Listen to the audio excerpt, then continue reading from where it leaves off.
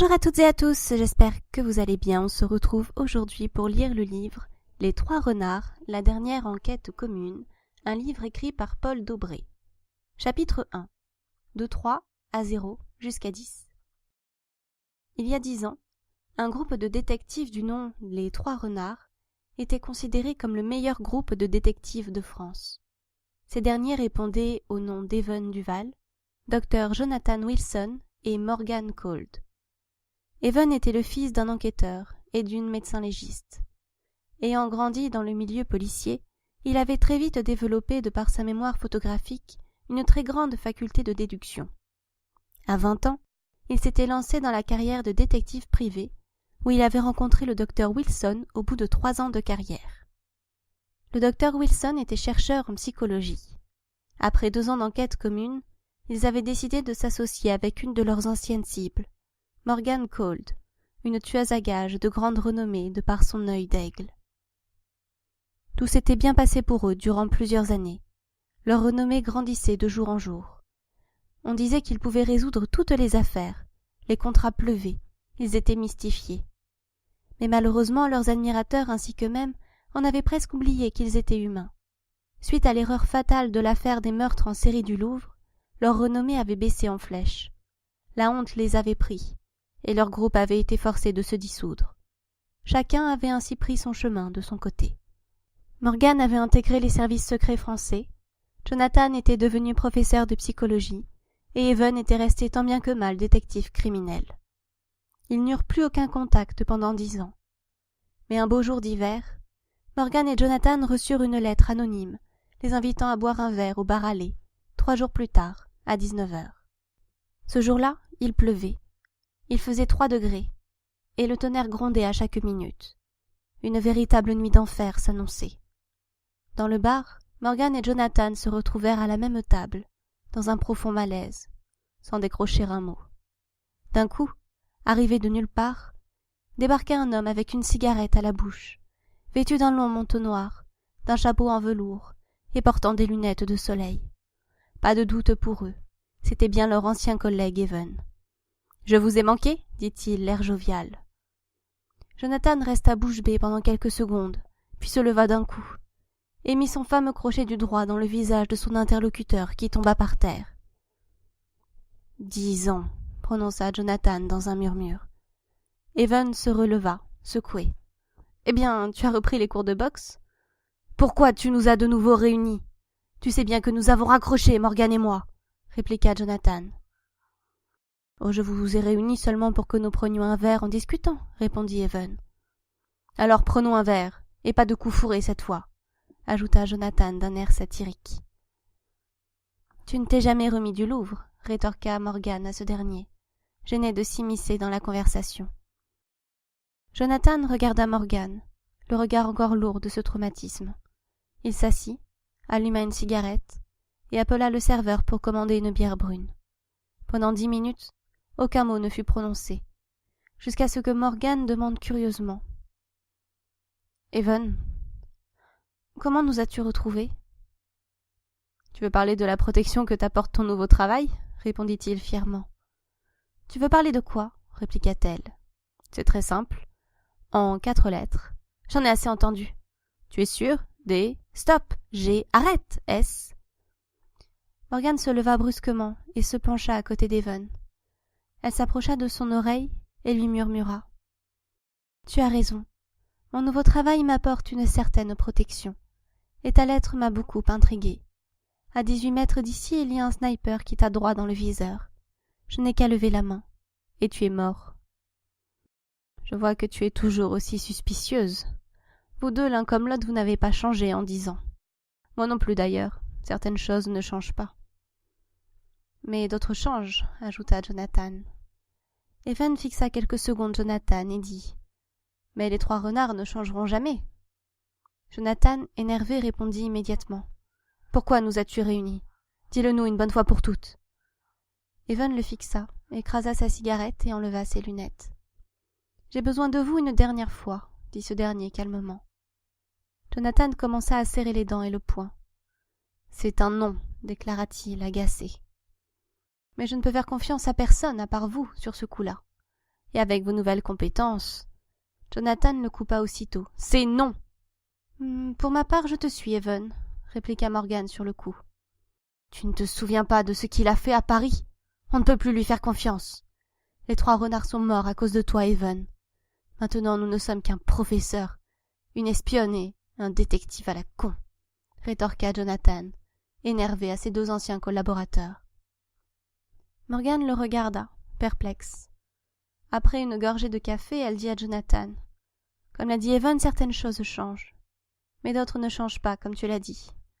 Et je crois toujours aux 3 renards. Soit tu nous suis, soit tu nous fuis, Johnny. » Jonathan, agacé, se leva et se dirigea vers la sortie. « J'en ai assez entendu, » dit-il. Morgan commença à lever la main. Evan, ayant aperçu ce geste, se dépêcha de crier. « Ne fais pas un pas de plus, tu vas canner !» Jonathan s'arrêta brusquement, se retourna et dit à Morgan. « Tu ne me forceras pas à vous aider. Vos conneries, c'est fini pour moi. Je suis fier d'enseigner à l'université de Rennes. Je retourne voir ma meilleure élève, mademoiselle Huchard. »« Si tu sors, tu es un homme mort, » répondit Morgan. « Morgan, laisse-le partir, » dit Evan, déçu. Jonathan reprit sa route vers la sortie. Morgan alluma un cigare et demanda à Evan. « Ton affaire, c'est quoi ?»« Eh bien, tu ne vas pas le croire, » répondit Evan. « Je fais partie des services secrets, donc tu sais, des histoires ahurissantes, j'en connais un rayon. » Evan eut à peine le temps d'ouvrir la bouche que Jonathan revint dans le bar en disant « Une dernière affaire alors. Après ça, je ne veux plus entendre parler de toi. Et je refuse toute affaire qui implique des meurtres. »« Qu'est-ce qui t'a fait changer d'avis, cher ami ?» répliqua Evan, fier de voir son ancien frère d'armes rejoindre sa cause. « Premièrement, je ne suis pas ton ami. Mais je n'ai rien contre Morgane. De plus, cela fait longtemps que je voulais reprendre contact avec elle. Donc explique-nous tout, et je te dirai ce que je peux faire pour toi. » Evan le regarda avec une telle joie, comme si les 3 renards ne s'étaient jamais séparés.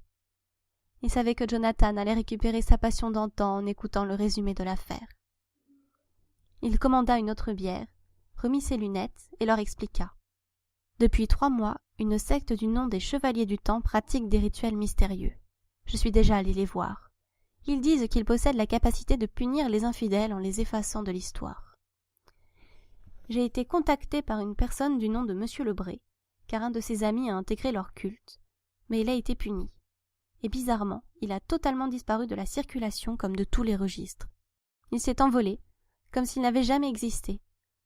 Aujourd'hui, Monsieur Lebré les a rejoints afin de retrouver son ami, mais il ne l'a pas trouvé. Après coup, il m'a contacté pour l'aider à retrouver cette personne.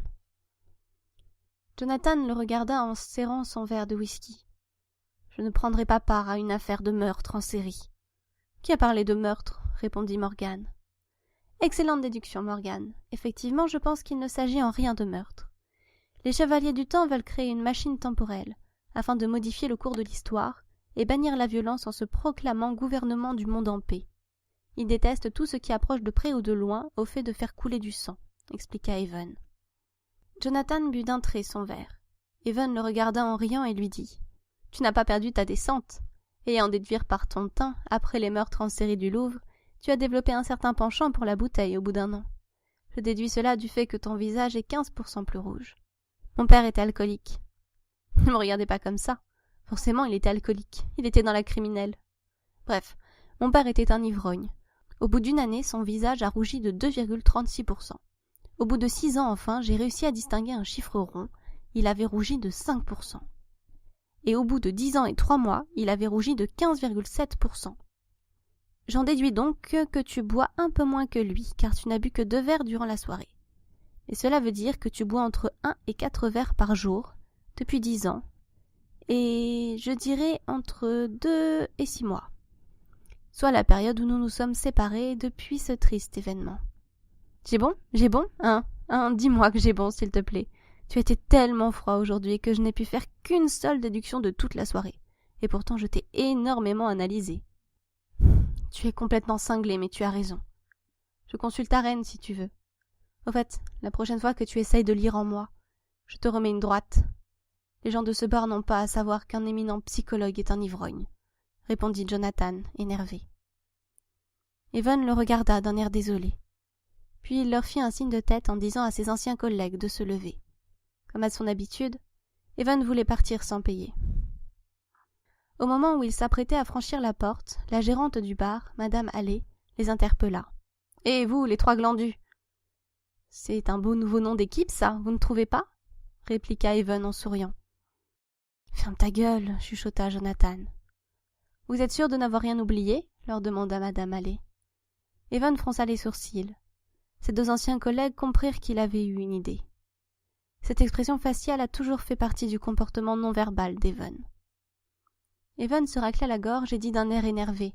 « Quoi ? Vous voulez un pourboire ? Ce genre de chose est un don et non quelque chose qui se demande en général. »« Absolument pas, monsieur. Vous alliez partir sans payer, » répondit Madame Halley. « Quoi ? J'invite mes amis de longue date, Marie et Augustin, à boire un verre pour fêter leur 1 an de mariage. Et vous, madame ? Vous m'accusez de vouloir partir sans payer le verre dont je leur ai fait cadeau ? Ce café est mon lieu favori dans cette ville. Mais laissez-moi vous dire, vous avez perdu un client fidèle, Lady Halley. Je me souviens très bien avoir réglé la note à votre collègue, un homme de couleur avec les cheveux rasés de près, baratina Evan. Bien, excusez-moi pour cet incident, monsieur, et toutes mes félicitations à vos amis pour leur anniversaire. Pour me faire pardonner, si vous souhaitez revenir, je vous offrirai le repas. Encore désolé, répondit Madame Halley, gênée. Les trois renards prirent la porte et marchèrent pendant quelques minutes sous la pluie jusqu'à un abri de bus. Voyant que le bus C2, le seul bus menant dans le quartier où vivait Evan, n'arrivait pas, Morgan décida de lancer une conversation susceptible d'intérêt pour Evan. « Evan ?»« Oui, ma chère Morgan, » répondit le concerné. « Comment as-tu su que ton histoire marcherait ?»« Madame Halley n'a aucun employé noir. Mais à en déduire par le grand nombre d'affiches pour des associations antiracisme à l'entrée de son bar, on peut en déduire que Madame Halley est militante pour l'acceptation des différences et contre la xénophobie. J'ai également remarqué dans son veston une ordonnance pour un médicament pour la mémoire. J'ai vite compris qu'elle était atteinte de troubles de la mémoire immédiate. Mais j'ai aussi remarqué qu'elle est récemment tombée à court de médicaments. Sinon elle n'aurait pas son ordonnance légèrement sortie de sa poche. Elle veut donc se souvenir d'acheter son traitement. Elle a ainsi pu penser avoir oublié qu'elle avait un employé noir. Mais avec son aversion pour le racisme, elle ne voulait pas que l'on pense qu'elle l'avait oublié. « Merci, c'est tout pour moi, » expliqua Evan. « Impressionnant, » s'exclama Morgan. « Tiens, le bus arrive. Essaye de ne pas frauder cette fois-ci, Evan, » ajouta Jonathan. Et nous lirons le chapitre 2 la prochaine fois. Portez-vous bien d'ici là. À bientôt.